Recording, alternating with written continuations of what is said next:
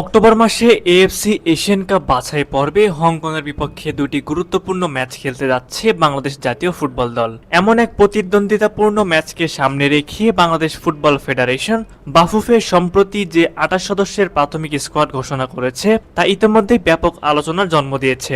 Head coach হাবিয়ার Cabrera অভিজ্ঞতা ও তরুণ প্রতিভার সংমিশ্রণে একটি ভারসাম্যপূর্ণ দল গড়ার চেষ্টা করলেও এই স্কোয়াডে ফরওয়ার্ড লাইন ঘিরে প্রশ্নের শেষ নেই।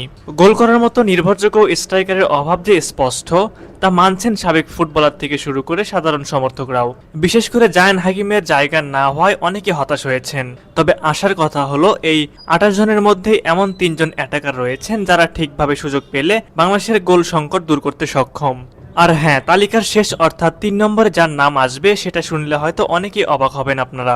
নাম্বার 1, ফাহমিদুল ইসলাম। বাংলাদেশি বংশোদ্ভূত ইতালিয়ান ফুটবলার ফাহমিদুল ইসলাম বর্তমানে জাতীয় দলের আক্রমণ ভাগের সবচেয়ে বড় ভরসার নাম। ইতালির ক্লাব ফুটবলে বেড়ে ওঠা এই তরুণ জাতীয় দলের হয়ে ইতিমধ্যে ২টি আন্তর্জাতিক ম্যাচ খেলেছেন এবং ২ ম্যাচে তার পারফরমেন্স ছিল অত্যন্ত আশাবাঞ্চক। গোল না পেলেও বারবার প্রতিপক্ষের রক্ষণে চাপ সৃষ্টি করেছেন, তৈরি করেছেন একের পর এক সুযোগ।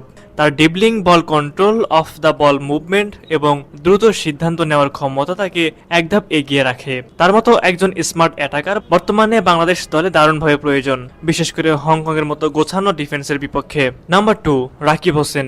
জাতীয় দলের নিয়মিত মুখ রাকিব হোসেন একজন দ্রুতগতির উইঙ্গার হিসেবে দীর্ঘদিন ধরে খেলে আসছেন। তার সবচেয়ে বড় শক্তি হলো সাইড থেকে বল নিয়ে ডিফেন্স ভেদ করে ভেতরে ঢুকে পড়ার ক্ষমতা। তিনি গোল করাতেও সক্ষম, আবার নিজেও গোল করার দক্ষতা রাখেন।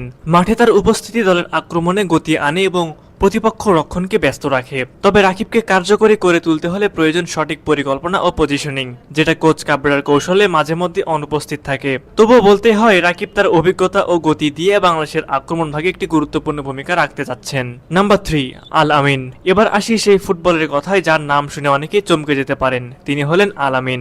দেশের ঘরোয়া ফুটবলে ধারাবাহিকভাবে গোল করে যাওয়ার কারণে আল আমিন বর্তমানে সবচেয়ে ভয়ঙ্কর দেশীয় স্ট্রাইকারদের একজন। কিন্তু অবাক করার বিষয় হলো জাতীয় দলে এখনো তার প্রতি যেন পূর্ণ আস্থা দেখাননি কোচ কাবরেরা। নিয়মিত গোল স্কোরার হয়েও তিনি একাদশে সুযোগ পাচ্ছেন না, যা দেশের ফুটবল বিশ্লেষকদের কাছে এক রহস্যই বটে। অনেকেই মনে করেন সিন্ডিকেট ও পুরনো ধাঁচের কৌশলের কারণে আলামিনের মতো প্রতিভাবান খেলোয়াড়রা কোচের পরিকল্পনায় জায়গা করে নিতে পারছেন না। অথচ ঠিকভাবে ব্যবহৃত হলে তিনি হতে পারেন বাংলাদেশের আক্রমণ ভাগে এক্স ফ্যাক্টর। সবশেষে বলতে হয় সময় এসেছে কাবরেরার গত বাধা কৌশল ও সিন্ডিকেটের ওপর নির্ভর দল নির্বাচন থেকে বের হয়ে মাঠের বাস্তবতা এবং প্রতিভাকে গুরুত্ব দেওয়ার। এই ৩ জন ফরওয়ার্ডকে সঠিকভাবে ব্যবহার করা গেলে হংকংয়ের বিপক্ষে জয় পাওয়া অসম্ভব নয়, বরং পুরোপুরি সম্ভব। সঠিক পরিকল্পনা, সঠিক একাদশ নির্বাচন আর সাহসী ফুটবল, এই তিনেই লুকিয়ে আছে বাংলাদেশের জয়ের চাবিকাঠি। আর এই 2 ম্যাচই হতে পারে দেশের ফুটবলের নতুন জাগরণের সূচনা।